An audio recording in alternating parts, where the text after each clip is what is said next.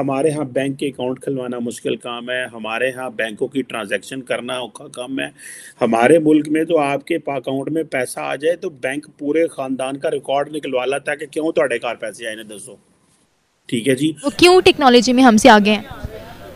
एक स्टडी के लिहाज से आगे उनकी लेवल अच्छा है स्टडी का, और हर लिहाज से देखा जाए तो इंडिया आगे जा रहा है। जो चाइना को रिप्लेस इंडिया कर रहा है, अमेरिका की चीजों को एक रिप्लेस इंडिया कर रहा है, हर जगह पे इसमें एक डोमिनेंट पावर की तरह उभर है पूरी दुनिया में। इस टाइम इंडिया इस चीज को जुटलाया नहीं जा सकता।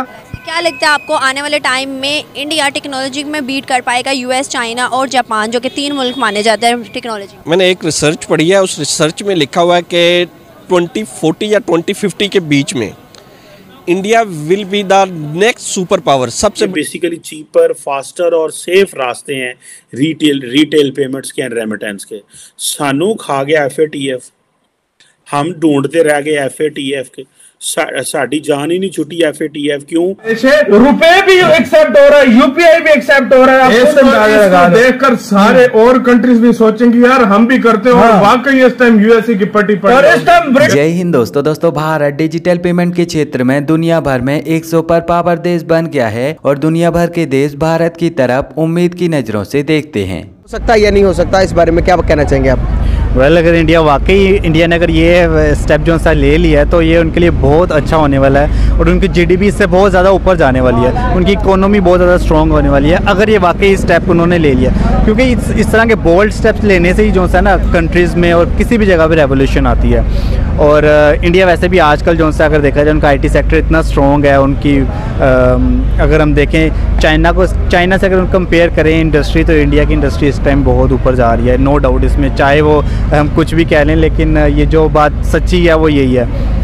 और अगर इंडिया वाकई अपनी करेंसी में ट्रेड करता है तो उससे वो जितना आपने बेनिफिट बताया इतना तो शायद हमारा बजट होगा, मेरा ख्याल है शायद। अब दरअसल आज के समय दुनिया भर के कई छोटे बड़े देश भारतीय डिजिटल पेमेंट सिस्टम का हिस्सा बन चुके हैं और यह सिलसिला लगातार तेजी से जारी है। हम आपको बता दें कि UAE, सिंगापुर, फ्रांस, नेपाल जैसे देशों के बाद अब भारत के पड़ोसी देश मालदीव का नाम सामने निकल कर आ रहा है, जो कि भारत के डिजिटल पेमेंट सिस्टम का हिस्सा बनने जा रहा है। मालदीव वही देश है जहाँ पर पिछले कुछ समय से भारत विरोधी गतिविधियां बहुत बड़े स्तर पर देखने को मिली हैं और इस सब की वजह से दोनों देशों के संबंध में भी गिरावट आई है और दोनों देशों के संबंध में इस गिरावट का नकारात्मक प्रभाव मालदीव की अर्थव्यवस्था पर पड़ा है। मालदीव और भारत के बीच ये सब होने के बाद अंदाजा यही लगाया जा रहा था कि अब भारत और मालदीव के संबंध लगातार तेजी से कमजोर होंगे और मालदीव चीन का शिकार बन जाएगा। लेकिन जब से मालदीव के विदेश मंत्री ने भारत का दौरा किया है तो तब से ही मालदीव और भारत के रिश्तों में एक बार फिर से स्थिरता आते हुए दिखाई दे रही है। और अब मालदीव की तरफ से यह न्यूज निकल कर आई है कि मालदीव की सरकार यहां पर यह चाहती है कि वह अपने देश को भारत के स्वदेशी रुपए पेमेंट कार्ड से जोड़ दे, यानी कि मालदीव में पेमेंट करने के लिए रुपए कार्ड का उपयोग होना शुरू हो जाए। मालदीव की सरकार का यहाँ पर कहना है कि रुपए कार्ड का मालदीव में उपयोग होने से हमें इसका सकारात्मक प्रभाव हमारी करेंसी पर भी देखने को मिलेगा और हमारी जो करेंसी है हमें इसमें लगातार तेजी से गिरावट देखने को नहीं मिलेगी। किस तरह जो है उसने अपनी ओरिएंटेशन डेवलप कर ली हुई है। अब पाकिस्तान को मैं तो एक चीज़ पे जिन्हों पंजाबी कहते हैं कलब के रह गया, और भाई आप क्यों ईरान, अफगानिस्तान और इस तरफ डायरेक्शन की? अगर इंडिया ने ब्लॉकेट लगा ली है और इंडिया ये सोचता है कि हमारी डायरेक्शन उस तरफ होनी चाहिए, तो आप भी यार ब्लॉकेट लगा लो। अफगानिस्तान तो वैसे ही लैंडलॉक कंट्री है, ऐसा होने को की लेना है।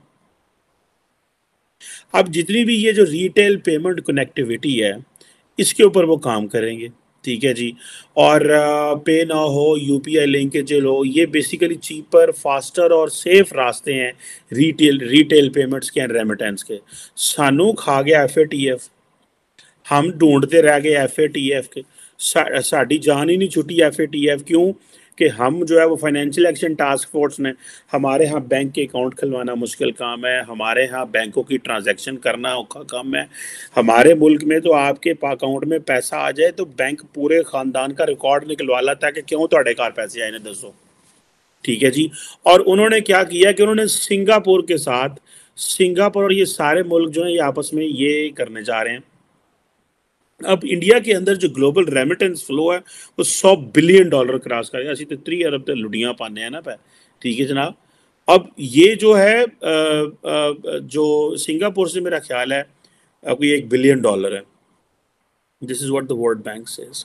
अब ये जो पे नाउ यूपीआई लिंक है, ये समझा जा रहा है कि ये एक फर्स्ट टाइम एक पेमेंट सिस्टम जो है एस्टैब्लिश किया गया है, डिजिटल सर्विस जो है क्लाउड आहिस्ता तो मुझसे लिख कर ले लो, 2 से 5 साल लगेंगे। गल्फ कंट्रीज भी कर लेंगे, तुम देख लेना। जो व्हाइट हाउस वाले ने बोला मैसिव मार्केट है, मैसिव कंज्यूमर मार्केट है, सबसे ज्यादा चीजें कंज्यूम मतलब करने वाली मार्केट है। बिल्कुल। तो अब इस टाइम जो चीज यूरोप को चाहिए ना, वो सब इंडिया जो है ना इंडिया बना रहा है, एक्सपोर्ट उनको कर रहा है। जो चाइना को रिप्लेस इंडिया कर रहा है, अमेरिका की चीजों को एक रिप्लेस इंडिया कर रहा है। हर जगह पे इसमें एक डोमिनेंट पावर की तरह उभर रहा है पूरी दुनिया में। इस टाइम इंडिया इस चीज को जुटलाया नहीं जा सकता। जो भी इस चीज को जुटलाता है वो पागल ही होगा, जिसको इंडिया की इस टाइम इंपॉर्टेंस नजर नहीं आ रही। और हर कंट्री को इस टाइम जरूरत है इंडिया की। एक टाइम होता है, अगर मैं बात करूं डिजिटल ट्रांजैक्शन की, तो 2020 में इंडिया इस हवाले से पहले नंबर पे था। इट मींस कि वहां पे इस सिस्टम को फॉलो किया जाता है, पर यहाँ पे लोग डिजिटल ट्रांजैक्शन को या ऑनलाइन मनी ट्रांसफर को इतना फॉलो नहीं करते। आपको क्या लगता है, क्या वजह हो सकती है? मुझे लगता है कि यहाँ पर होनी चाहिए, लेकिन मैं तो खुद ही इसी को प्रेफर करती हूँ। ये हमारी आसानी के लिए ही है और इसीलिए शायद हम लोग हर चीज़ में पीछे रह जाते हैं, क्योंकि हम लोग ऐसी चीज़ों को फॉलो नहीं करते हैं। अपनी आसानी जिस चीज़ में हमें मिलती है, हम लोग उस चीज़ को प्रेफर नहीं करते। मुश्किलों से खेलना ना पाकिस्तानियों का वो आप समझ लें शौक़ है। पाकिस्तानी अवाम हर उस जगह पे पहुंचती है जहाँ पे कोई नहीं पहुंच सकता। मैम ऑनलाइन बेस्ट है, क्योंकि जो आजकल कोरोना की तरफ से चल रहा है, कोरोना है, उसकी वजह से मनी को हाथ लगाना, पैसों को हाथ लगाना वो गलत एक किस्म का लगा लें। और एक तो सबसे पहले चेंज का यहाँ पे बहुत ज़्यादा मुश्किल है। लोगों को चाहिए कि ऑनलाइन क्या ज़्यादा जैसे कार्ड से सर्विस पे करें। अगर कोई प्रोसेस हो जहाँ पर आप डायरेक्टली टाइम वेस्ट किए पैसे जो हैं वो ट्रांसफर कर सके, मुझे लगता है इससे बेहतर और कोई ऑप्शन नहीं हो सकता। क्योंकि बैंक्स के काम वाकई में, अगर बैंक के थ्रू भी आप भेजते हो, आपको 100 चीजें देनी पड़ती हैं, पेपर वर्क। और यहाँ पर तो बेसिकली मैं ये बोलूंगी कि यहाँ पर तो आपका एक ब्लड रिलेशन होना बहुत ज्यादा जरूरी है। अगर आप बैंक से ट्रांसफर करते हो, अदरवाइज आप पैसे बाहर नहीं भेज सकते। तो काफी ज्यादा रिस्ट्रिक्शंस रहती हैं। मैं ये नहीं कहती कि एक चेक नहीं होना चाहिए, डेफिनेटली होना चाहिए, बट मुझे लगता है कि अननेसेसरीली जो चेक्स है ना, वो आपको कहीं ना कहीं पर तंग करते हैं। सो मुझे लगता है कि ये एक बहुत ही अच्छी चीज है। और इंडिया के लिए मुझे लगता है कि इसमें काफी ज्यादा स्कोप इसलिए भी है क्योंकि इंडियंस हमें आज के टाइम में हर कंट्री में आपको नजर आते हैं। तो मुझे लगता है कि इन फ्यूचर अगर इंडिया ऑलमोस्ट हर कंट्री के साथ अगर इस तरह की कोई, मुझे लगता है कि एक म्यूचुअल आप कह लें कि क्या ऐप यानी कि इंटीग्रेशन हो जाए, मतलब इंटीग्रेट कर ले डिफरेंट एप्स को जिस तरीके से, तो मुझे लगता है कि बहुत ही ये बेनिफिशियल रहेगी। इनफैक्ट मुझे लगता है लोगों के लिए बहुत ज्यादा आसानी हो जाएगी। यार साथ साथ देखा जाए तो क्या नाम लेते हैं, वैसे देखने में हमें बहुत ज्यादा आसान लगता है, जैसे आपने बात की ना, तो उसके लिए आपको जो है बहुत सारे ऐसे बैरियर्स हैं जो फैलाने पड़ते हैं, ठीक है ना।